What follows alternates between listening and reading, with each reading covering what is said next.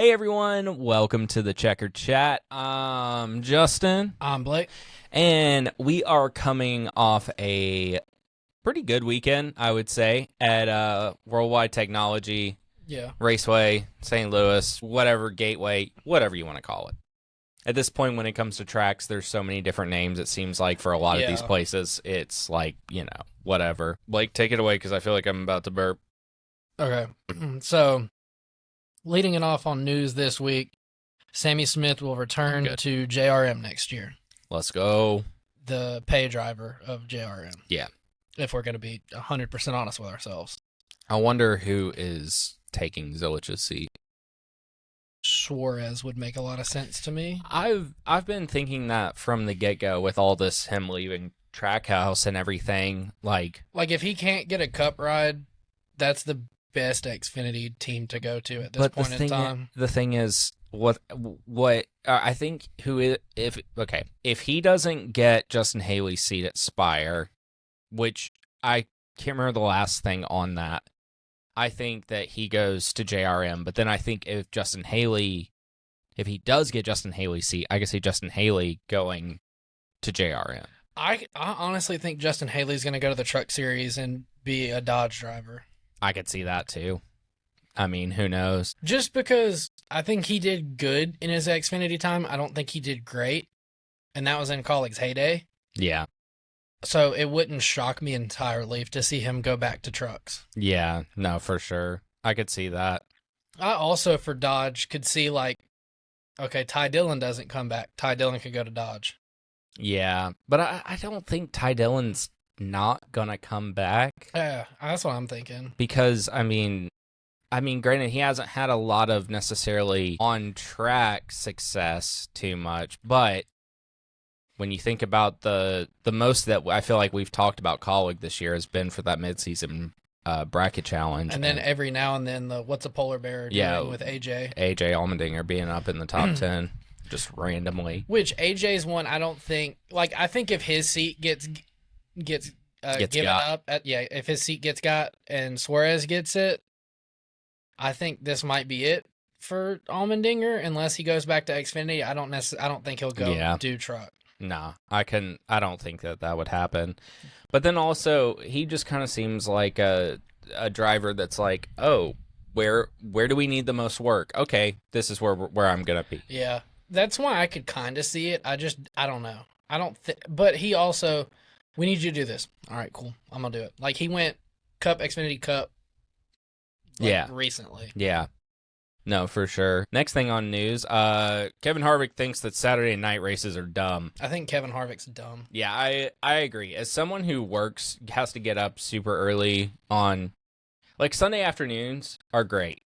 I like that. That's fine. Sunday night races are the worst. Yes, because I end up going to bed with 50 laps to go, and sometimes, you get the absolute domination races Briscoe, that was the last night race we had.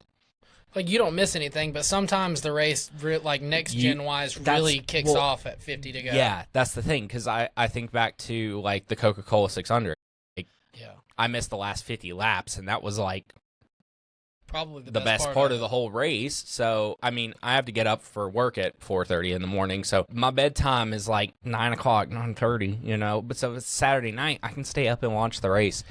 Your average, I feel NASCAR fan, when you think about it, is probably going to work a 9 to 5 Monday. A 9 to 5, or you have your blue collar workers who, the people who had to be funny in high school, me, and not do well in high school, and then now they work a blue-collar job and are doing a NASCAR podcast. But, yeah, no, not saying that doing a NASCAR podcast is bad or anything, or working a blue-collar job is bad. But either way, you're not working, your insanely good hour job, you know what I mean? Well, the other thing, too, is, for in-person, I love going to a Saturday night race. Yeah, no, that's a whole nother thing. Because the thing is, if you're going to a Sunday race, even if it's during the day, you're not getting out of there for an hour or so. Usually. Even then, the next day you are drained.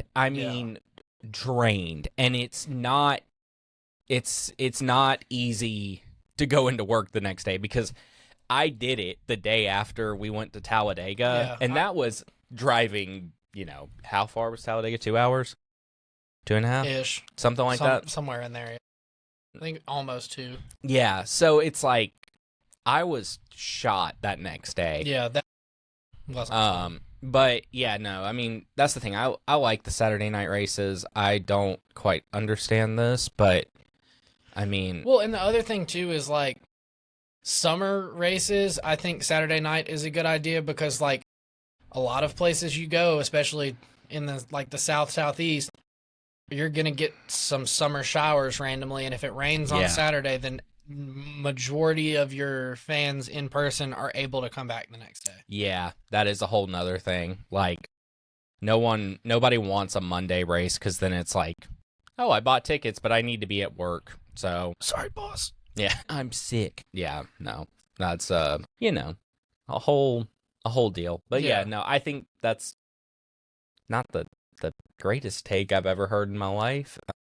I also feel like if you're a driver, I'm sure you're gonna get in super late on Sunday morning, but like sleep in a little bit, and then you have Sunday to go do whatever now. Yeah, like I don't know. Especially in the next gen era where you're not getting there 3 days before the race. Yeah, unloading, setting up your car, and then you're practicing your like all that. Like now, it's literally most races.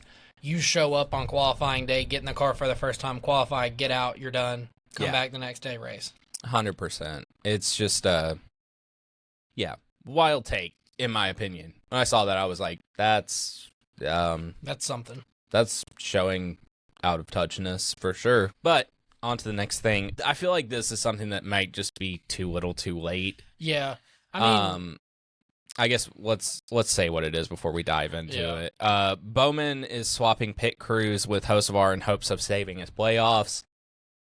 I honestly think that this should have been done at the beginning. Yeah, honestly. I mean, the thing is, I guess, like, unfortunately, you can't foresee a tire gun not working, but also not having the spare one plugged up. Yeah, that's like a whole nother thing. Like, you gotta prepare for the absolute worst that will happen. You don't want to have a fire and then go to get your fire extinguisher and then your fire extinguisher is empty. Yeah. That's why you check it, Well, and then Gateway, too, Hocevar had the fastest, or I think it was the fastest Hendrick pit crew because I think all of Spire's pit crews are Hendrick pit crews at the least. Yeah, they're all developments. Yeah, like they were faster. I think it was them and then Chase.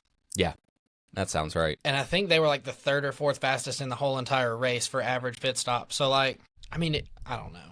Yeah, no, it's like I said, it's one of those things that I feel like could be a little too late. But who knows? Maybe he comes and wins the race. But the thing is, for him to advance, really, I feel like he's got to... I'm not going to say he absolutely has to win, but he has to. Does. He almost does. He has to bank on somebody having an absolute shit day and then him having an amazing day. Yeah. Like, if he can score good stage points in 1 and 2 and somebody have a really bad day, then maybe you don't have to be like, okay, we have to win. Maybe now let's just try to bring home a top 5 and hope. Most likely you're going to have to win. But the thing is, you've got the only people that he could... Because correct me if I'm wrong, so winning a stage gets you 10 points, 10 playoff points. 10 points, 1 playoff point. 10 points, 1 playoff point. So that would mean if he wins, he gets 11. Okay, gotcha. Sorry. I think that's how that works. Yeah, so I mean, realistically, the only people that he could really beat out, I mean, I don't think that he's gonna beat out Chase unless he's got to win all the stages and then even more than that. The only people that he has a shot at, in all honesty, Ross and Cindric. Yeah, they would have to wreck it. Ross or Cindric would have to wreck out early and just be buried laps down. But then you would have to hope both of them do, because if one does, then Austin Dillon gets in unless he wins. Yeah. No, seriously, and then you also have SVG ahead of you too, so it's like... It's just a whole, like, just crapshoot with that for him to make it. And then all of social media is like, they're just testing out for next year because this isn't going to be the only swap between the 48 and the set. No, I don't think that's going to happen. Unfortunately, as in I'm a Hocevar fan more so than a Bowman fan, but I want to see Hocevar be in better equipment. Do I necessarily want to see that at the expense of Alex Bowman? Not necessarily. Yeah, I think the Bowman hate is a little much. Yeah, no, I agree. I do agree 100%. Because if we went back to like a legitimate system for like crowning your champion, no, I'm not going to say that he would have had one by now, but he would look a lot better if you weren't, oh, he hasn't won yet, but he's always getting top 5s, always getting top 10s. He's very consistent. Yeah, no, 100%. There's nothing wrong. I mean, he makes the playoffs a lot. Granted, I've only watched for 2 years of his career, but I mean, he's made the playoffs every year. Yeah. I mean, this year it was by the skin of his teeth, but he made it. I mean, it's just one of those things where, like, because we have the playoff format and you have to win to feel safe. That's why people were even like, well, Reddick's having a down year. Yes, he is, but it's not that bad. Yeah, it's like just, he usually would have won by now. Yeah, but the thing is also, like, if we look back to last year with Reddick, you've got the Talladega win, and he won. Was that the only one before the playoffs, or was there 2 before the playoffs? Homestead was in the playoffs, so he won Homestead. I think that did he win another one? I can't remember. If Either he did, it was like a Kansas or something, probably. Well, I know Kansas Larson won one. Okay. Maybe he might have only. I don't know. Either way, so you throw it back to the Talladega win. Yeah. That was just right place, right time. Yeah. Like if McDowell doesn't make an idiotic move, it's McDowell or I think it was Brad. Yeah. That's the thing. That's what would have happened. But, but then he just happens to be the one that, once the C cleared, he crossed the line first. Yeah. So, I mean, it's just a whole deal with the playoff format. I guess that's a good time to jump to the one that we didn't write down that you want to talk about. So, it sounds pretty... It's a rumor still, but it sounds like it's getting legs and it's probably gonna happen because I believe Jordan Bianchi brought it up on a podcast. Door bumper clear. Yeah, about instead of it being the first round is 3 races, second round's 3 races, third round's 3 races, championship is 1 race. It might be a 3-round playoff next year with 3 in the first, 3 in the second, 4 in the third. So if we go to a 3-round, they're gonna have to eliminate more or start with less. Yeah, I'm wondering do you think that maybe we're looking at how Xfinity starts with a round of 12, that may have been like a guinea pig for that for Cup?Maybe. I mean, Cup used to be 12 with the Chase at one point, and I think it was even 10 at one point with the Chase. True. Here's the one thing that I just fully do not understand in the slightest with this whole conversation. So, like, I've seen on Twitter, there was a Jeff Gluck poll of what did the fans want to see as the playoff format. The winning choice on the poll was full season 36 race champion. I've seen others, full season 36 race championship. That's like the winning thing from all of the fan base. Yeah. But NASCAR doesn't listen. Yeah. And then also you have Bianchi and Gluck that are like on podcasts like, well, yeah, but the fans love the playoffs. No, we don't. Yeah. What are you listening to? Like, okay, what Twitter are you on? Do I think that this playoff format does give some like pretty good excitement? Yeah. Yes. Because I mean, think about the regular season finale this year. You had Alex Bowman, who is wrecked out, sitting at the hauler watching the race, and then hoping for not a new winner. And literally last second, Blaney wins the race. Yeah, passes like 2 or 3 new winners. Yeah. So, like, yes, it does produce that, but it's you're like, I don't want to say pandering, but you are pandering to a new crowd, trying to reel them in, but then I feel like you're losing some of your, like, tried and true fan base. Yeah. Well, and the other thing, too, yes, it brings excitement for all the cutoff races. Martinsville is, like, the race of the year of, like, who's going to make the 4. It's always interesting. Yes. But this is a argumentative point I saw today. So, viewership ratings for F1 this weekend compared to NASCAR this weekend. NASCAR was like 1.3 million. F1 was 1.2 million in America. F1 ran at 9 o'clock on Sunday morning with a points race that is not close. Yeah. Piastri has a huge lead on Lando. McLaren has all but locked up the constructors. Yeah. But they had 100,000 less people watching it at 9 a.m.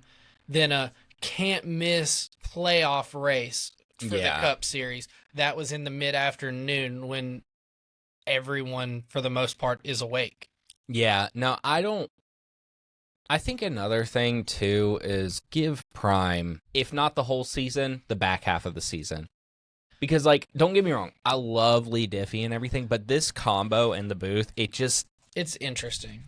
It just doesn't, I don't feel like they're not hitting, like, their stride. It's not as bad as Fox. I mean, yes, no, 100%. I mean, you guys know how we feel about Fox, but, like, Mike Joy is the saving grace of Fox, but he's also just getting to the age of, like, he's probably going to retire in the next 2 or 3 years. Who knows? Then I don't want to sit there and listen to Kevin Harvick the whole time. Yeah, and then who are they going to pull up to do it? Yeah. Denny's not going to go and do it. He's also not going to be a good announcer. Let's see. Who are they cycling through? Joey Logano? No. Like, he's not going to retire soon enough. That too. I think Prime needs a lot larger input. Yes. I think Fox just needs to bow out and focus on IndyCar. Mm-hmm. Because they obviously showed this year that they care more about IndyCar than NASCAR. Which is wild to me. Like, yeah, I mean, I also think that they kind of know, like, our fan base is, like, of NASCAR is not really vibing with us. What if we just go do all of IndyCar and try to get their fan base? Yeah. Which, I mean, I feel like what I've watched of IndyCar, they do fine. Yeah, because, I mean, the only thing I watched was the 500, and it was fine. I've watched a couple. Yeah, but the other thing, too, is just, like, I do think that the likelihood of a 36 race, full season-long championship is not going to happen anytime soon. Yeah. But you can make small tweaks and small changes to the playoffs, and I don't know how much it's really going to fix it. Yeah, no, I agree. Because, like, one idea I saw, while I don't fully agree with it, I don't think it's the worst thing in the world. You just flip what we do now. Rather than 3-3-3-1, do 1-3-3-3. Okay. Because then that first race, most likely, you're going to weed out the bottom 4 that are your right place, right time, lucky winners that probably, like this year, you would have probably got rid of SVG race 1. You would have got rid of Dillon race 1. You definitely would have got rid of Barry race 1. And then Alex Bowman kind of would have just... But then also, I mean, what happens whenever you go into that first race and then Kyle Larson has, No, that's why I'm saying I don't fully agree with it. I get where whoever came up with it is coming from with it. That's all I meant by it. Was like, I don't think that's great, but I see where their head's at. Yeah. Also, I think if 36 races off the table, not going to happen. The playoffs are what? 3-3-3, so that's not... They're 10 races. Under this supposed new format, yeah. Well, even under this one now. Oh, yeah, you're right. My bad. Sorry. Yeah, no, you're good. So, if it's 10 races already, reset points and just do the chase again. And you have all of the drivers. Nobody ever gets eliminated. Yes, you mathematically get eliminated, but there's not like a cutoff race, so TV's not going to love that part.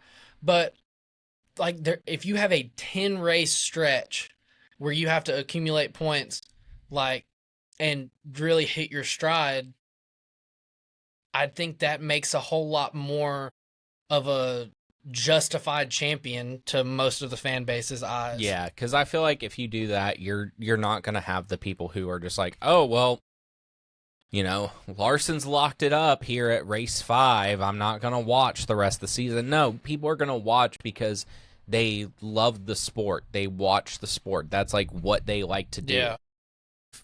If I go and watch, like take for instance this past Sunday, granted, I wasn't going to subject Mao to another sporting event on TV right after the race finished. Bills Ravens. Yeah. Obviously, I'm a Bills fan. I'm wearing a Bills shirt right now. The first half of that game, if I was watching it, I would have been like, I'm turning this off. But no, I'm not going to do that because I'm going to sit there and watch till the end, even if, they're losing.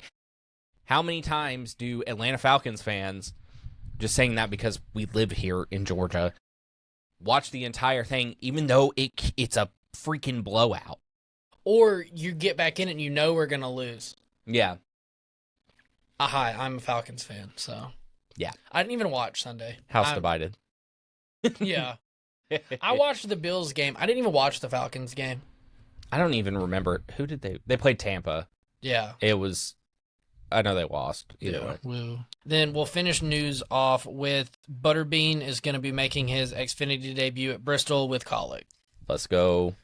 I think that'll be interesting. Yeah, I mean, I do think that he is probably going to be their star for trucks next year. I could see it. Because here's the thing with ARCA. It's good for development. Don't get it twisted, but if you're not one of the factory teams, you're just riding out there being a moving chicane because you built the car in a garage or a small race shop with like leftover used cheaper parts than somebody like Venturini or who does Butterbean race for?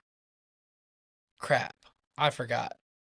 I do not know. But you have teams like that are aligned with like Chevy and Toyota, and they're getting the brand new chassis, the brand new bodies, this, that, the other. Like they're out there just waxing everybody, and the race is really only between the top 6 to 8.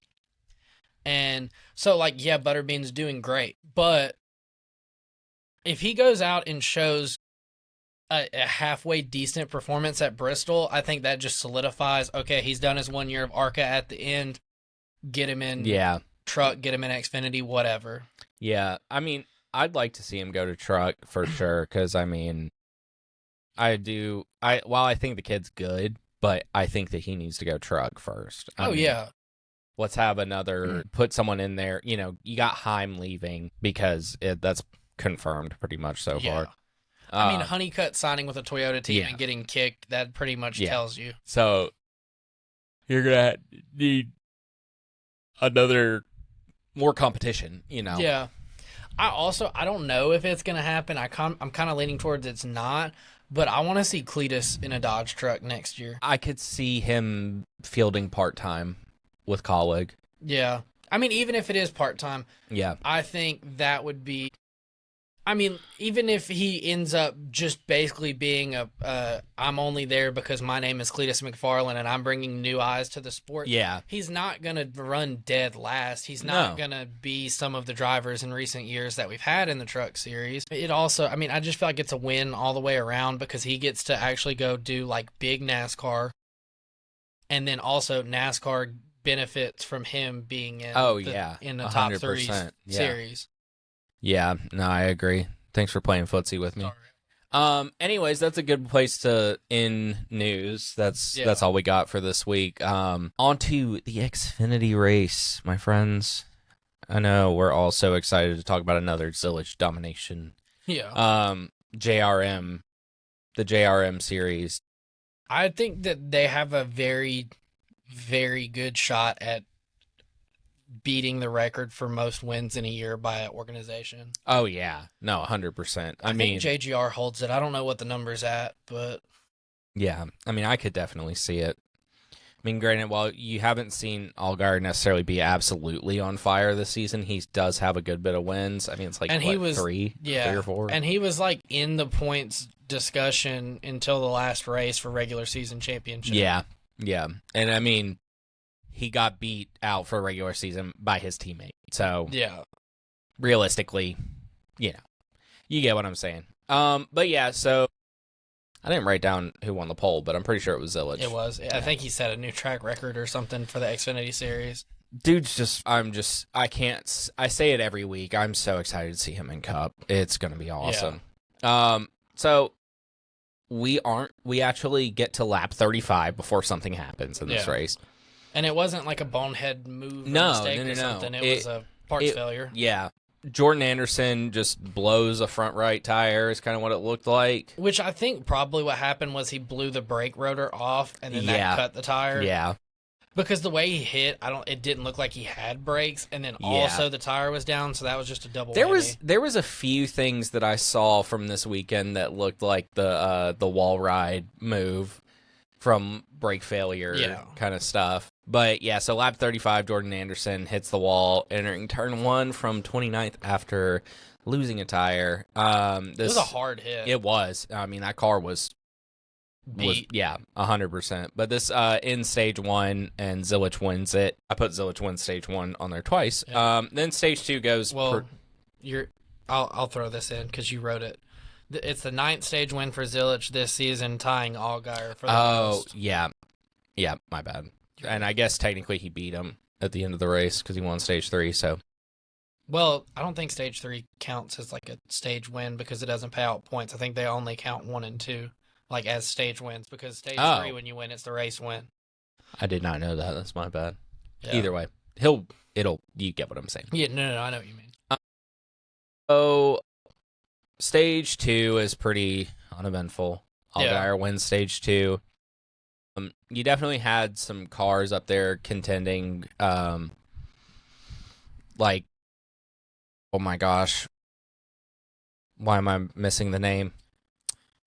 Eric Almirola was up there a good bit. Nick Sanchez, Sawalich. Those are about. It kind of felt like that's what majority of the race was between. Was those guys? Sawalich had like a career kind of day. No, he was killing it for sure. So lap 110, Jeb Burton makes hard contact with the wall. This was another tire thing.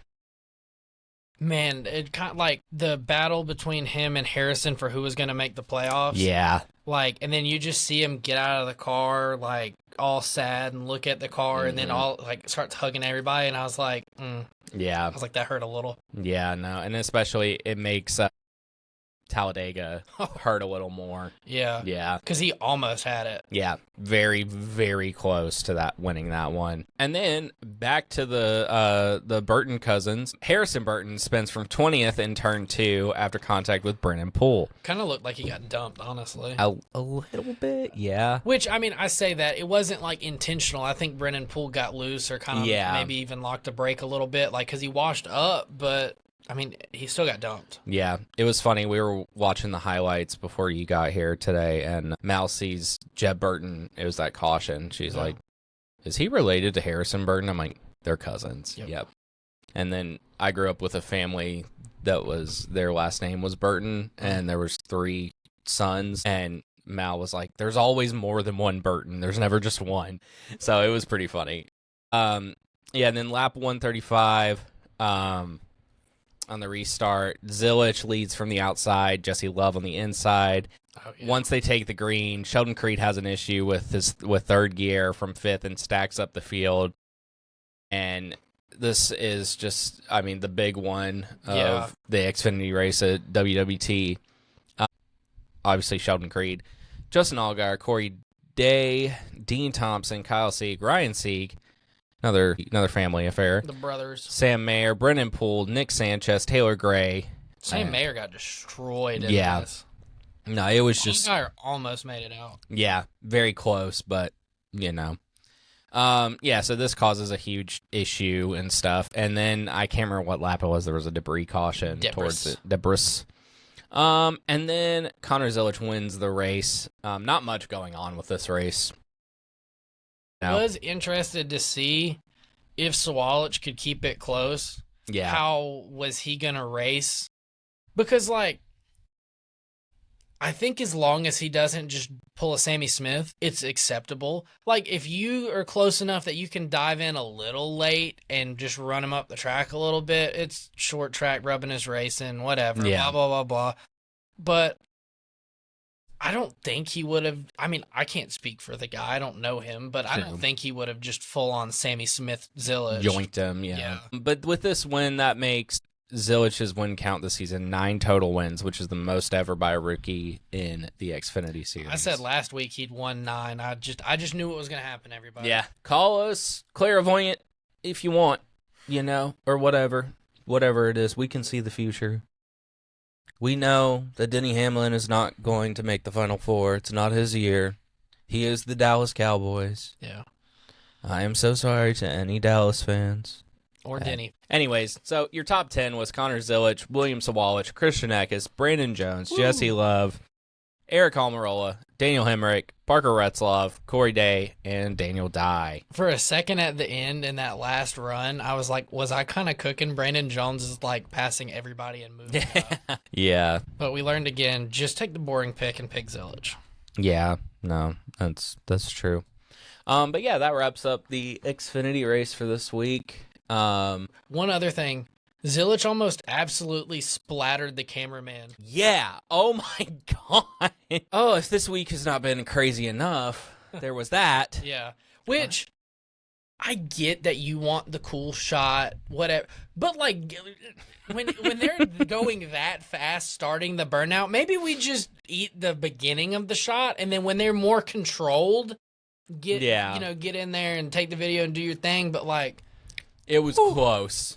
And it wouldn't have been like, oh, he got hit by a car. It would have been he got pinned between the wall and, his legs would have been gone 100%. But yeah, so that wraps up the Xfinity race. So, on to the Cup race. Yeah. And we're going to start this one off with a shocking development. Kyle Busch spins on his own from 17th off of turn 2. But he did avoid wall contact, so overall, all is well, even though... If anything's going to happen, it's going to happen to Kyle Busch. Also, RCR was just cursed from the jump this weekend because they had, the 2 slowest cars there. Yeah, no, really, they did. They did not bring, I'm pretty sure... Poor Austin Dillon, I'm pretty sure Cody playoffs. Ware, had faster practice times than at least one of them. Oh, yeah, 100%. I agree. because that's the thing, for Rick Ware Racing, they don't bring terrible. It's a spec car. Everybody kind of brings the same thing, but they're usually not super close. Yeah. No, if that makes sense. Yeah. For that team, okay. But, I feel like Colleague outdid them, at least at the beginning. I feel like they legitimately had the worst car organization-wise on track. Sucks when one of your guys in the playoffs and that happens. Yeah. At least give him the good car and try something with Kyle Busch, maybe, but... I don't know. And then lap 29, stop me if you've ever heard this before. On the pit stops under caution, Tyler Reddick has a loose wheel, but he's able to stop in Denny's pit stall and get his wheel tightened. Why is it always just Toyota? It's always Toyota doing this. It's never Chevy. It's never Ford. It's always Toyota. $5. There's a rule written in the off season about this somehow, some way. I could see it. Here's the thing. I don't have an issue with it because you get a pitting outside of the box penalty, so you have to go to the tail end. You still get a penalty, but it's also a safety thing too, though. Would you rather? That's also why I don't think that they will make a rule about it, because it comes down to safety. They might just tweak the penalty maybe for it. Yeah, I don't know, because why? I don't know. I don't mean it's another thing. It's like having, on super speedways, all the Toyotas come and pit together and then they go back out and then they push each other, It's kind of like, what else are teammates for? You know what I mean? Like, I get that, but maybe they do something where, like, okay, just because it's your manufacturer, you can't do that. It has to be the same team, because this time it was 2311 stopping in JGR. But then it's like the affiliate teams. Yeah.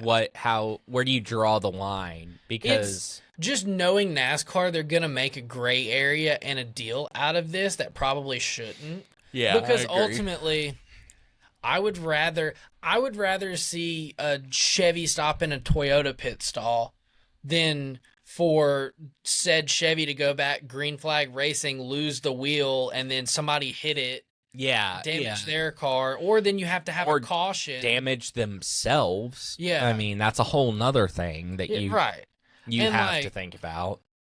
And especially under yellow, I don't think it's a huge deal. Just put them at the end of the line and call it a day. Under green, I would much rather, also for the selfish factor of you're not getting a caution in the middle of a pit cycle and messing stuff up. But then we'll move on to lap 36. Sayonara to Josh Berry. I hope your off season goes very well. Did his best Lightning McQueen impression. Well, Ka-chow. Yeah, and in my honest Chase Elliott fan opinion, Chase was at fault. I don't think there's any way you can get around that. But like Josh said, yeah, well, I mean, it's obvious. Yeah, no, I'm and it's like Josh said after in his interview, I know he didn't do it on purpose. It is what it is. Like, I have nothing but respect for them for everything they've done, because he ran the 9 car while Chase was hurt. Like, Chase didn't mean to do it. Yeah. It's way less egregious than something we'll talk about later. Yeah. Yep.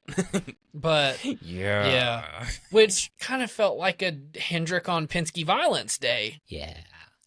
We'll fast forward. Lap 45, Chase Briscoe's able to hold off Kyle Larson and pick up stage 1. And honestly, kind of to this point, I'm like, okay, let's calm down, Chase Briscoe. Like, no, let's not. Let's just. I like Chase Briscoe, but I'm saying, riding hot. Like, is this dude really gonna start the playoffs off, dominate 2 straight races?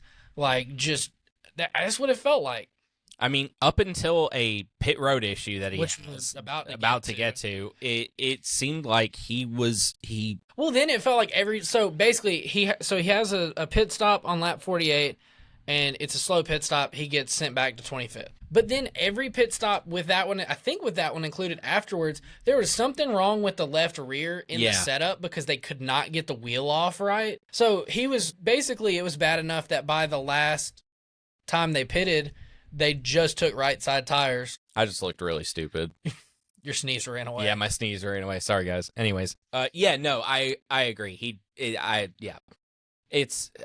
Seriously, if you're not considering him as a Final Four, you're crazy. Oh yeah, you're crazy. He's kind of turned the corner to like be the best JGR driver right now. Yeah. No, 100%. Where's Bell been? Somebody needs to do a wellness check. Yeah, because he had words to say about where he's been. But then lap 48. Oh no, I just did that. Lap 60. There we go. Briscoe locks his right front up, and like he shot it 3 wide in between. Bell on the bottom, Suarez up top. Tire locked up, can't turn. Plows into Suarez, just putting him in the wall. Yeah, poor Suarez. Rip the waffle car. Yeah. Which was interesting because I don't feel like we see a lot of actual brake lockup at Gateway. Yeah, I felt like there was a lot this year.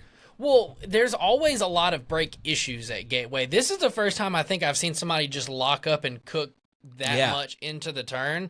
But you would think by now, being year 3 at Gateway, that we would figure out how to set up our cars so the brakes don't explode. Yeah. We're getting better about it. There's a lot less, but still. Yeah, no, we still had a good bit.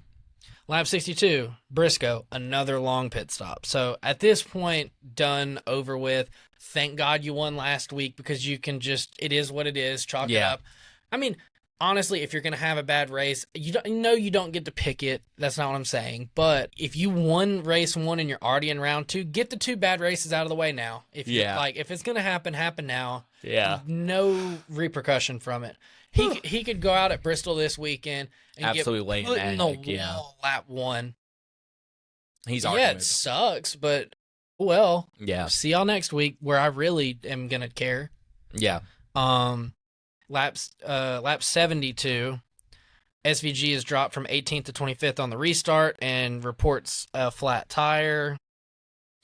I think there was some. He was saying it felt like it was going flat, and then they're like, "No, it's not." But then he's like, basically, I'm driving the car. There's something wrong with it. I'm slower than everyone. Coming to pit road. Yeah, because there was like a minute where he was just riding the outside, and everybody was passing him. Yeah, but before this, there was a moment where he was. Correct me if I'm wrong, but he was at least in the top 15. Yeah, and I mean, he looked somewhat promising in practice. Yeah. I mean, qualifying didn't really go his way, but practice, he didn't look bad. Yeah. Also, I think it's kind of safe to say at this point, barring a miracle. Yeah. Adios, thanks for the great season. Yeah. SVG. Yeah. Thanks for giving us a fun road course summer. Yeah. Road course summer, whatever, you know. Yeah. I'm trying to make a brat summer joke or something. I don't know. Hot girl summer, whatever. Sure. It was a Kiwi boy summer. Yeah. R.I.P. Anyways. Lap 76. That was so stupid. What? That whole bit. Anyways, continue. Okay. Lap 76. Ty Dillon gets spun by Austin Dillon in turn 2 while running 30th. Yeah. I think the funniest thing to come out of this was Austin getting on the radio and was like, obviously I didn't mean to do that. I'm not going to wreck Ty, but like, holy crap, this car sucks. Yeah. Basically. Yeah, and then Lee Diffie going, "Oh, who's that? It's Austin," or something like that. It was really funny. It's pretty decent Lee Diffie. Yeah. No, I mean, I went to school at an Australian school. I should at least have a little bit of able to do an Australian accent. Yeah, so that is not an ideal situation. No, not at all. And the next thing is definitely not an ideal situation. So lap 134. I'll take a little bit of this, and then I'll let you have your moment. Okay. So Kyle Larson going into 3 misjudges by about 8 feet, and spins Blaney out. So what he was trying to do is what he'd been doing the past few laps, where he'd send it in from deep, get up to the right side at least, or I meant left side at least, left rear, to slow Blaney down, like get him tight, make him lift so then he can be with them down the straightaway. Because let's be honest, that's about the only way he was going to even be able to make a pass, because our lovely next gen car, he misjudged it, and I don't think he realized until it was, oh, there's Blaney. I'm gonna take him out. Yeah. The best race car driver. Yeah, that's literally about what I was about to say. The point that I think I'd like to make, and then step down off of my soapbox and let Justin take it, is if that was the 77 car, if that was Carson Hocevar, he's getting crucified by the media. He's getting crucified by the fans. The booth is ripping him a new one. Yeah. Penske's ripping him a new one. Blaney's not having a nice conversation with him after it. Yeah. But because it's Larson, the golden boy, it's fine. He didn't mean to. Yeah. Bullshit. Yeah. Larson. I'm over Larson. Yeah. Let's just say, as a Penske fan, you done two my boys dirty. Yeah. And the other one, I don't care if you do him dirty. Yeah, please. If you're going to pick just do us all a favor and start taking the 22 out and get him out of the playoffs. I'm fine with that. But you touch the 12 or the 2, we have problems. The best driver in NASCAR? No. I think that ship has sailed. Yes. At least for this year. My God. It's been just absolute dog shit since the Indy 500 with him. Yeah. Which, now I will say, if you want to make the argument that talent-wise, race car to race car, whatever, yeah, I'll still agree with you on that. I'm not going to knock that he's He talented. Is one of the best still. Yes, but people being like, he's the best. No. And there's nothing wrong with hung money. There's nothing wrong with the mentality of like, I'm going to win or wreck trying. But like, let's call a spade. If we're going to crucify a Hocevar for yes. it, why do we not care that Larson does it? Yeah, if Larson, yes, 100%. Like, people were mad at Chase wrecking Barry. If anybody else did it other than Larson, I don't even care if you say Hocevar. If freaking Daniel Suarez did it, yeah, they would still rip him apart. Maybe not the booth so much, but yeah. Everybody online would have. I mean, shoot, look at Chase with the Josh Berry situation. Oh, people were mad. People go and harp on him, but they're not going to go and harp on Larson. Yeah, like the Chase thing was a racing deal if you really want to call it as you see it. Yeah. It was very unfortunate. It was worse for Barry. That's the thing. That wreck was worse for Barry because Barry's done for. Blaney's never going to make it back to where he was or have the same day he was having. Yeah. He was still in the race. But he was still in the race. But like, I don't know. All next gen races are track position races. Like, so yeah. I don't know. Yeah. Anyways, I'll hop. Overrated. Yeah, I'll hop off that for now. But you guys know where I stand, and if I see Larson, it's on site. Larson's overrated and overloved. Yes, agreed. I think the ship of you're a Chase Elliott fan? How basic has sailed. No, it's Larson now, 100%. I mean, like, I'm sorry, but like, okay, maybe back in 2019, 2020 when Chase is absolutely dominating road courses. Okay, I see your point on that. Oh, how basic. Yeah. But also, like, Larson, like, anyone who comes into the sport, they're like, oh, Larson, he's really good. I like him because there's so many people. Which after his first race, he was like, yeah. I don't know, but it's because you hear a lot of people who come into the sport to try and be a fan or a fan of motorsports in general, and a lot of times they come from F1. So who do you hear is the one that's like, oh, against Max Verstappen? The conversation is always Max Verstappen, Kyle Larson. Kyle Larson gets ripped apart by the F1 Twitter community. And it's so funny. Yeah. No, 100%. I'm not even on Twitter, and I know. But, like, I liked Larson at Ganassi. I liked Larson in Xfinity. I liked Larson when he first came to Hendrick. And then he just became the one Hendrick driver that could care less that he had 3 teammates. He screwed Chase out of multiple wins, moved him out of the way, put him in the wall, etc., etc. He's like, no, I don't want F1 team orders. No, I don't want, like, because Hendrick has 4 cars or JGR has 4 cars, they're going to dominate because they can just help each other. But, like, this dude has no sense of how to be a teammate. Yeah. No, I agree.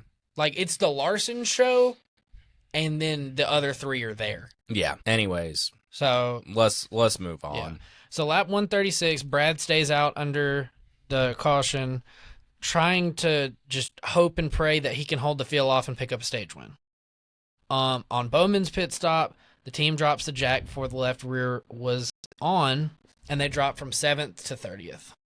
I mean, at this point of the race, before that, you're talking about, well, okay, Bowman came in here and responded. He's making points up. He's not in a must-win anymore. Like, finish this day solid enough to go on to Bristol, finish that solid enough. Somebody has a mistake, boom, you're in. Now it's just the boat that we talked about earlier. It's not looking good. And then lap 140, Bubba wins the stage. Let's go. Yeah. Lap 144, Briscoe pits under caution after he'd been reporting a loose left rear wheel. Something about them darn Toyotas and not tightening the left side wheels. Lap 150, one of the brake marker signs like that indicate normally like 3, 2, 1, like for you to have braking points going into the turn, falls off the fence, goes on the track, causes a caution, and in the most NASCAR way possible, let's prolong this caution even more and reattach them with zip ties. Yeah. They stayed up the rest of the race, though. I'll give them that. They should have But just used duct tape at that point. lap 156, on the restart, Bubba's car gets stuck in gear, stacking the outside line up, screwing over Larson, thankfully. Yes, thank God. But also allows Logano to get the lead. I mean, you just can't win some days. And then SVG spins in turns 3 and 4 from 18th. So almost officially sayonara. Yep. Lap 160, Larson has to come back down pit road because his diffuser flap was down. So basically, my understanding of what I feel like happened was on the wreck or the stack up, he got rear-ended hard enough that it like bent that diffuser flap down. It bent. There's a bracket that holds it. Yeah. And the bracket will release whenever the roof flaps are up. Yeah. So that bracket got bent, and then it wasn't holding it. So that's why you saw the pit crew just going, trying to get it to stay up. For our audio listeners, I'm waving my hand up in the air like this, trying to close a diffuser flap, apparently. Karma. Yeah, no, that's exactly what we have. We have a group chat with you guys are people who've listened to us for a minute. You're no stranger to our buddy Daniel over at Zip It Up. Yeah. We have a group chat with him. And I was out walking my dog when Larson decided to wreck Blaney. Yeah. And he's like, "I'm sorry, Justin." And I'm like, "What happened?" And I was like, "I'm glad I wasn't inside for that." And then when this happened, I texted in there. I said, "Karma." Yeah. And so yeah, that was that. So then we go lap 207. Bowman speeds on pit road. He'd been battling back. Yeah. Like, it wasn't going to be a great day, but he was going to, hit a single, if you will, if you're a baseball person, and keep it alive a little bit more. Then he speeds. So, I mean, just bravo. Yeah. Lap 208, Ty Dillon's right front brake rotor exploded, like, kind of 3/4 of the way down the front stretch, like, not even to the point where I feel like he should have hit his brakes yet. He was running 23rd at the time, and he like wall rode 1 and 2 to scrub speed off. Lap 210, SVG was caught speeding on pit road. Then lap 240, none other than Dennis Hamlin wins the race.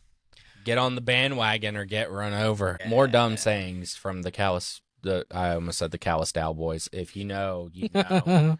That's a band.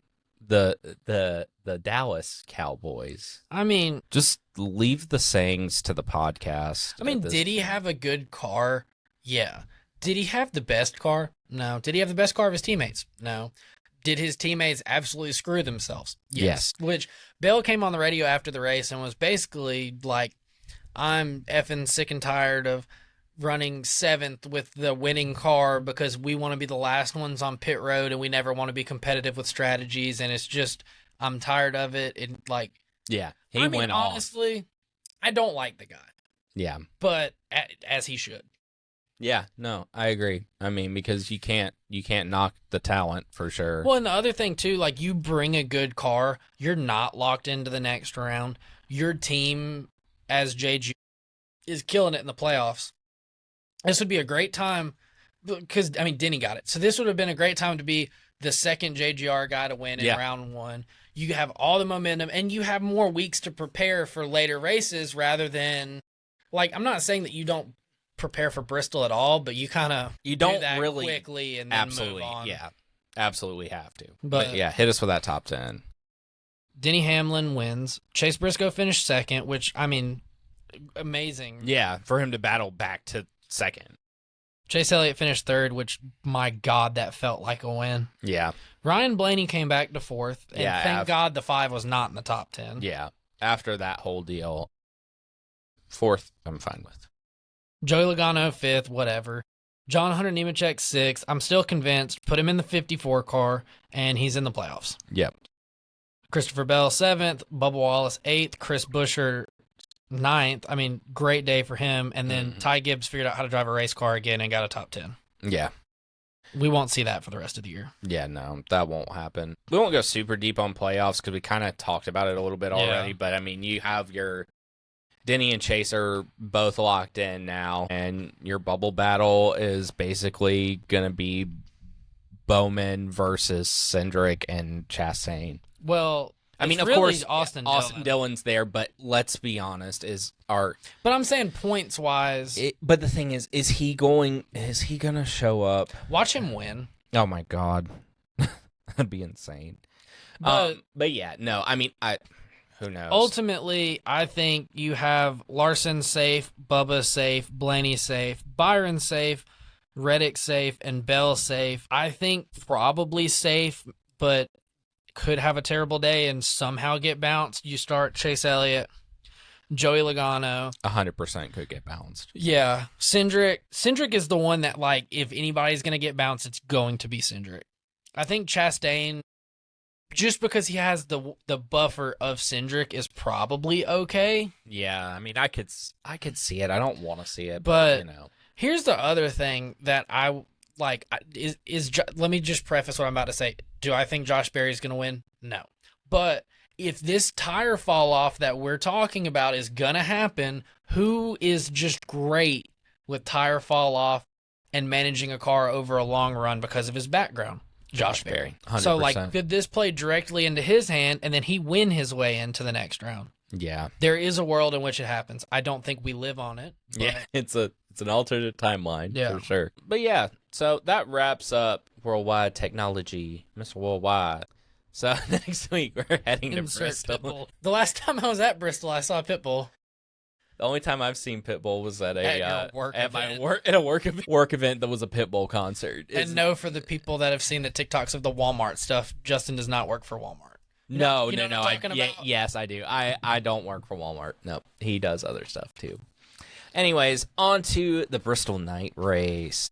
We love a night race. We love a Saturday night race. We love paint schemes. We love paint schemes. We talk about them every week. Yeah. Where are the paint schemes? There they are. So, what you got on your favorite for this week? Hi, Dylan's Grizzly nicotine pouches. Ooh, that's a good one. You've been saving this one, I feel like, because he's ran that a decent bit. Well, it hasn't been camo. Oh my God, is it camo? It's camo with neon orange. Hold on. I might be changing mine. Keep talking about it. But it's camo with neon orange. It's not the black and green one that I believe that's being ran also this weekend. Hey, the car is awesome. Ooh. Best car. Okay, yeah, that's my favorite also. Sorry, I'm changing mine. It was Ryan Priest's Stoke coffee. I love coffee. I love Stoke coffee. Honorable mention. We'll just say that. Yeah, no, this is like top tier. It's great. I love this car.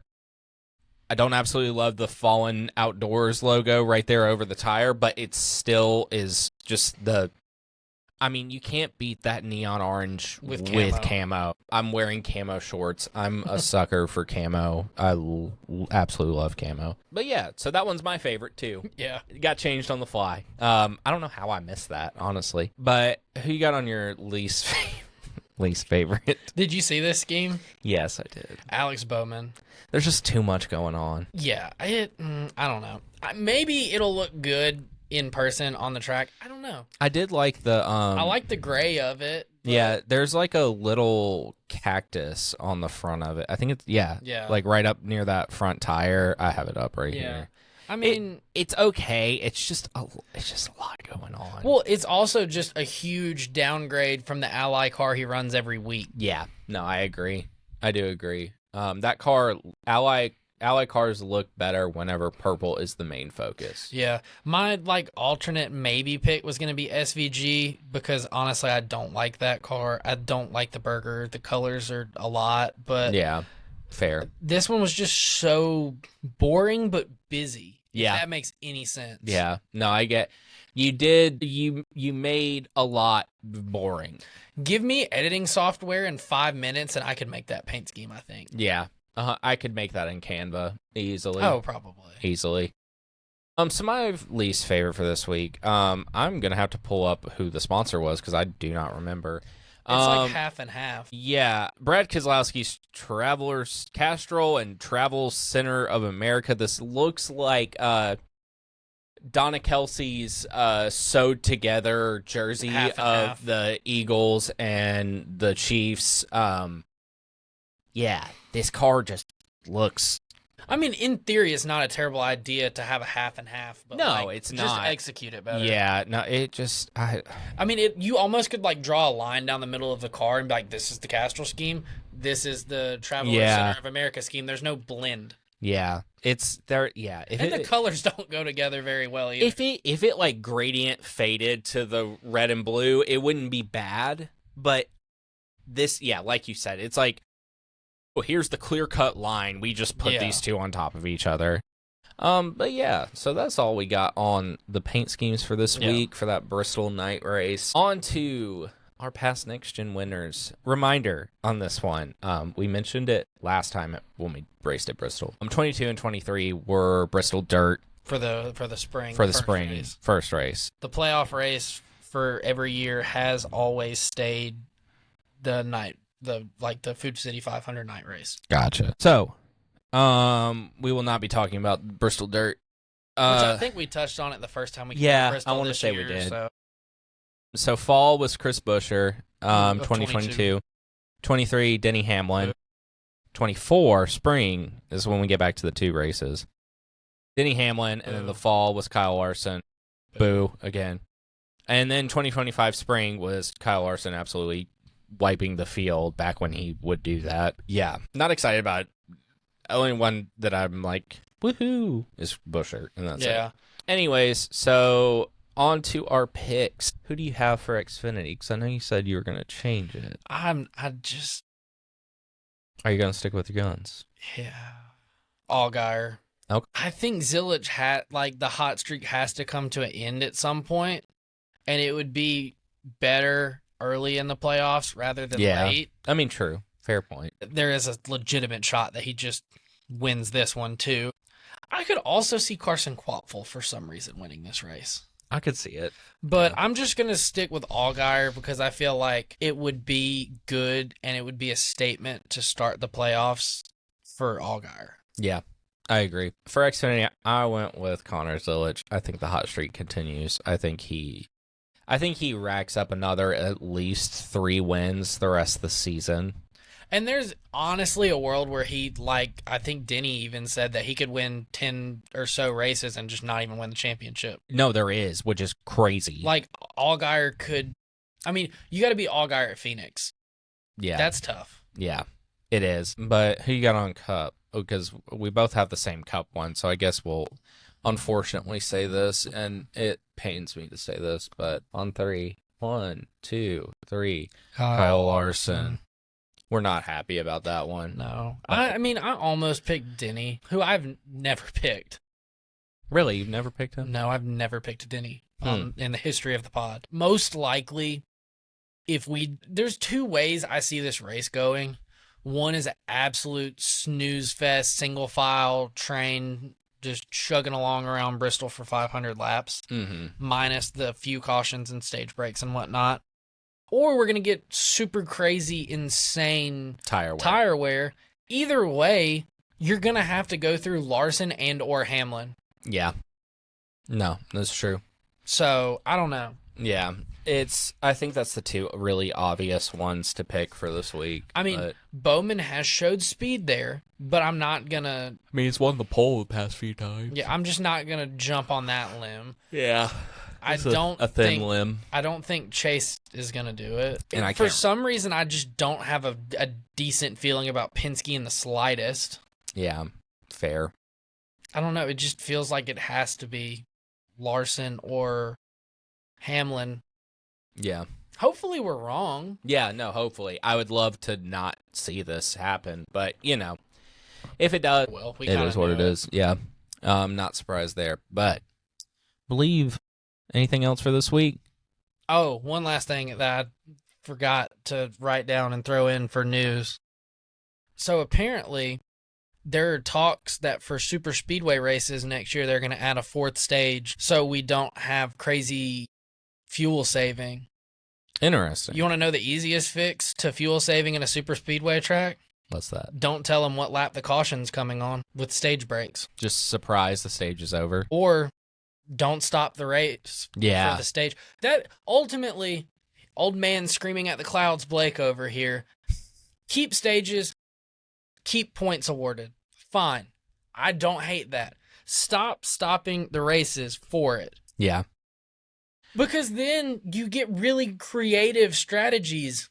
You don't get, okay, well, we start on lap 1, and then on lap 70 is the first stage break. So if our fuel window, we can go 35 laps, we could split it right down the middle and then pit again. And then, like, you can just build your whole race based off of where stage breaks happen. If you just stop, throwing the caution, you say, these were the first 10 that crossed the line. Congratulations, here are your stage points. Keep going. Keep going. Yeah. No, I could see that. I think that would be. Think about how much better road courses would be. Oh yeah, 100%. Is SVG gonna still walk everybody from most time? Yeah. But you don't. Okay, well, if we want to win the stage and get stage points, we can't pit. Yeah. But if we want to win the race, we can't get stage points. Eliminate that altogether. Yeah. It makes too much sense. Yeah. That's why it won't happen. Yeah. But I leave you with that. Anyways, so that's all we got for this week. I'm Justin. I'm still Blake. Yes, still Blake. Here. Still here. This has been the Checkered Chat. You guys can follow us on Instagram, TikTok, Twitter, YouTube. Subscribe, like, comment, YouTube, all that good stuff. And on Spotify, where you can also consume the podcast. And on Apple Podcast, also there. Amazon Music, also there. And you can't forget about it. Audible. We will see you guys next week. Bye.